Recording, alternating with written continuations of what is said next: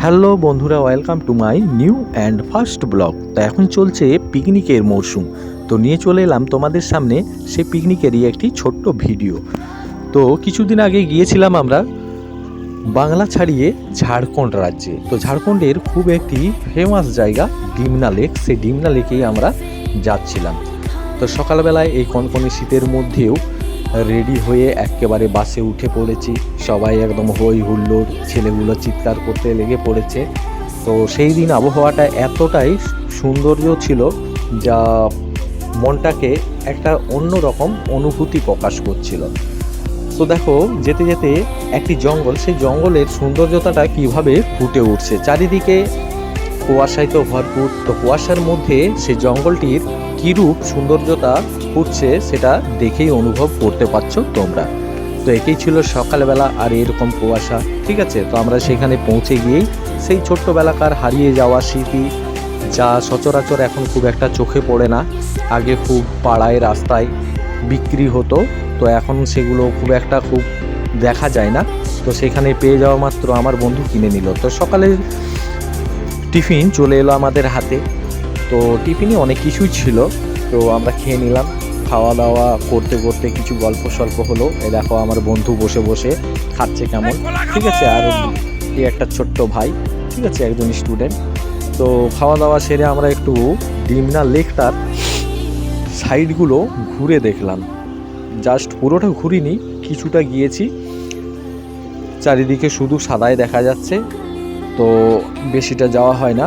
তো আমাদেরকে তারপরে ডেকে নিল যাতে আমরা যাব টাটা জুবলিকেল পার্কে।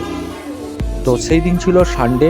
তো এতটাই প্রচণ্ড পরিমাণে সেই জুবলিকেল পার্কে ভিড় ছিল, সেটা আর কি বলবো।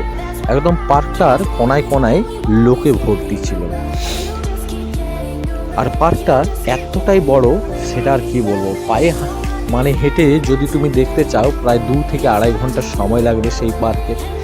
আর পার্কে এতটাই সৌন্দর্যতায় ভরপুর যে সেটা মুখে প্রকাশ করা যাবে না, না দেখলে সেটা বুঝতে পারবে না। আমরা ওয়েস্ট বেঙ্গলে অনেক পার্কেই ঘুরে থাকি বা ঘুরে বেড়াই, এরকম পার্ক আমরা খুবই কম দেখতে পাই।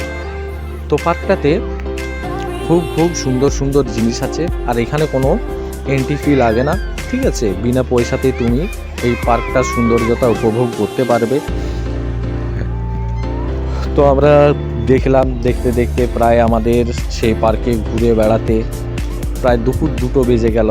অবশেষে আমরা সেই পার্ক ছাড়িয়ে আবার আমাদের পিকনিকের গন্তব্যস্থলে চলে এলাম। তো এসে দেখছি সবাই লাঞ্চ করছে। তো আমি গিয়েছিলাম, একটা রিলেটিভ আছে ওইখানে, আমি তাদের সাথে দেখা করে তারপরে এখানে আসি। তো বাস তার আগে ওইখানে পৌঁছে গেছে, তো আমাকে একজন মোটরসাইকেলে এসে সেখানে ছেড়ে দিয়ে গেছে। তো এসে করে দেখি সবাই লাঞ্চ করছে।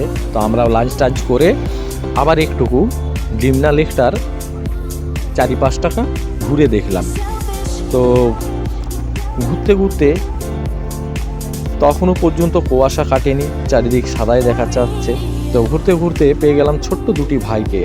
তো ভাইয়েরা সেখানে জল বা জুস টুস এইসব বিক্রি করছে। তো আমার বন্ধুও তাদের সাথে লেগে পড়লো সহযোগিতা করতে।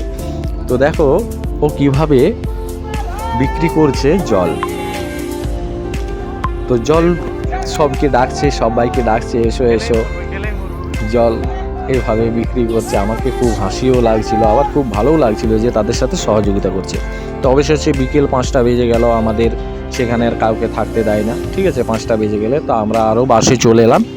বাসের মধ্যে বাস আমাদের আবার রওনা দিতে শুরু করলো। তো বাসের মধ্যে এসে ছেলেদের শুরু হয়ে গেল আবার তাণ্ডব।